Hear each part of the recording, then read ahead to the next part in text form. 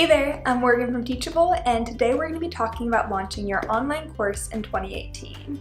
If you're a first-time course creator or you've never launched in your life before, planning and executing your first online launch can be an intimidating process. Luckily, here at Teachable, we've seen enough course launches that we've got a pretty good sense of what works and what doesn't, and that's what we wanted to talk about today with you.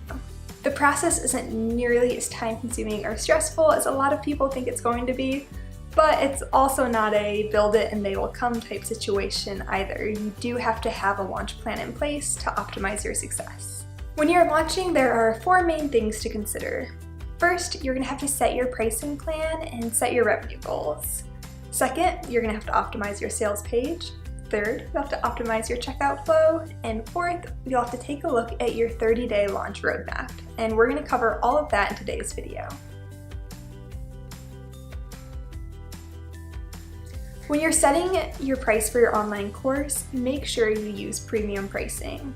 So many times we see people undervalue the hard work they've put into their course and the value that it actually contains by pricing their course too low. At a minimum, your online course should be sold for at least $100, but there are definitely courses out there worth $500 or $1,000.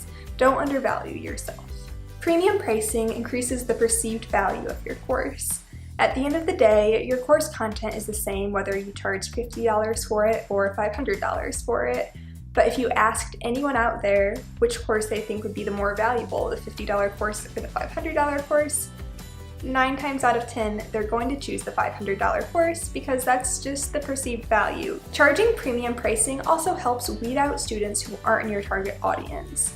If your online course is the same cost as a few days worth of Starbucks in the morning, you're going to get a lot of people buying on a whim even though the online course isn't for them. Perhaps they're not qualified yet, they don't have the skills they need to start on your course, or they're hoping to get something out of it that your online course doesn't even promise, but it was only $15, so they didn't even really look through your sales page to qualify themselves. When you charge premium pricing, people really think about the purchase, and the people who buy your online course are going to be the people who actually really want to take your online course and are excited to learn. Charging premium pricing also makes it easier to hit your income goals. It's going to be a lot easier to get 5 people to spend $200 on your online course than it will be to get 20 people to spend $50 on your online course. So you might make less sales overall, but you'll still be earning more income. And that brings me to the goal setting portion of this video. Before you get started, ask yourself how much you want to earn with your online course.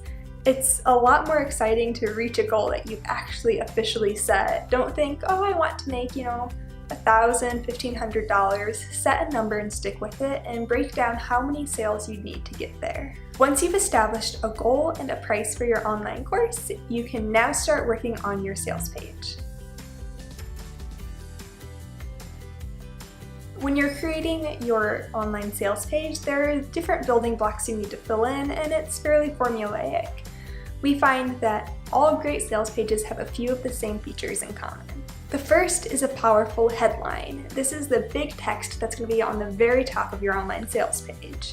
Your headline is your opportunity to be very clear, concise, and to the point and let your audience know exactly what your online course is about. From there, your audience has a pretty good idea of what your online course is going to cover, and now it's time to get a little more specific with the course description. The key thing to consider when writing your course description is using benefit-driven language. Make sure your course description is written to appeal to your potential customers and not to just list off your accomplishments, because there will be a place for that later. The next thing to add is an instructor bio. This is where you get to kind of show off a little bit, let them know why you're qualified to teach your online course, let them know a little bit about who you are as a person. Again, we're trying to build trust and help warm them up to you.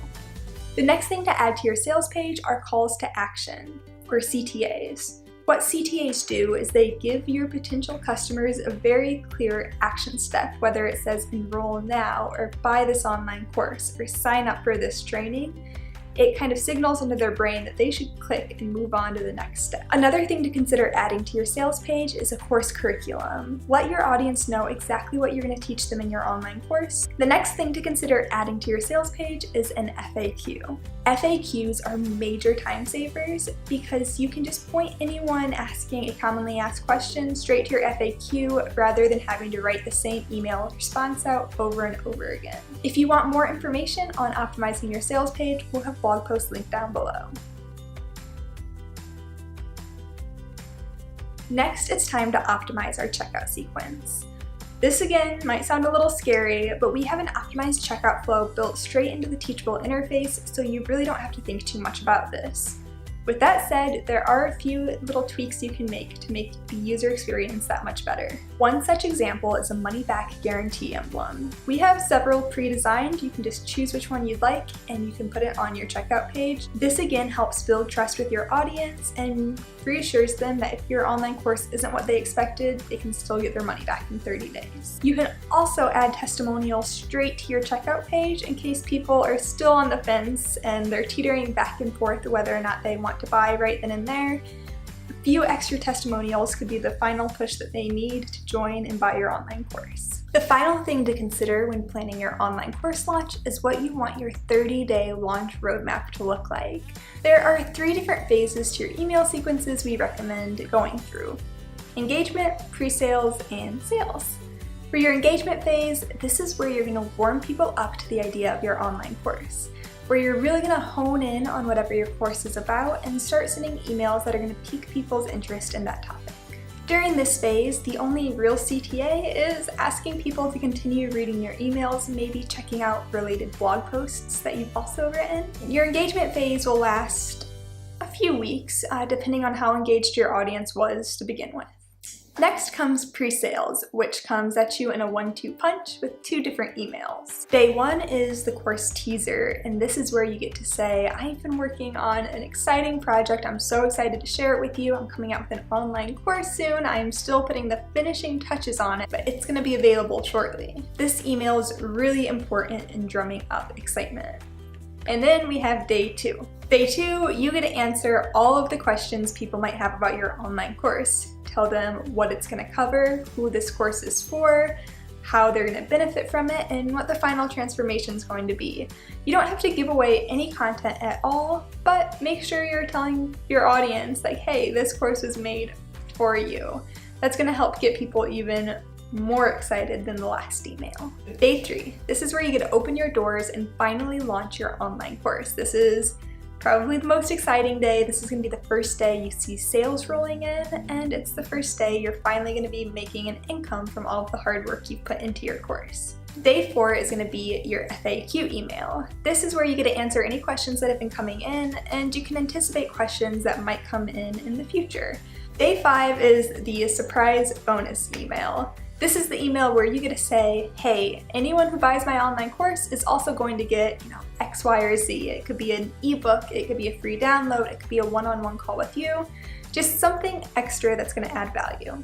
Day 6 will be the social proof and thank you email. Say, oh my gosh, I can't believe 30 of you have already purchased, and look at this testimonial from somebody, it's already helped them so much, you guys are blowing me away, I could not be more grateful. Go to the bottom of your heart and just write what feels natural. You're nearing the end of your launch, so for day 7, it's going to be your last logical appeal. This is where you say, hey guys, course doors are closing and it's not going to be available to purchase again for another 6 months. So it's kind of a now or never type thing. And that can really help push some more skeptical people into finally taking the plunge. On day 8, you'll be sending 2 emails. One saying, hey, my course is closing in 6 hours, and the second saying, this is your last hour to buy. That's going to get those really last minute people to finally make the plunge and purchase. And there you've got it, you've successfully launched your first online course. If you want more information on launching an online course in 2018, make sure to check the links down below, and you can also check out our blog and follow us on social media there. Thank you guys for watching. Let us know in the comments what you want to see next, and subscribe so you don't miss our next videos. Bye!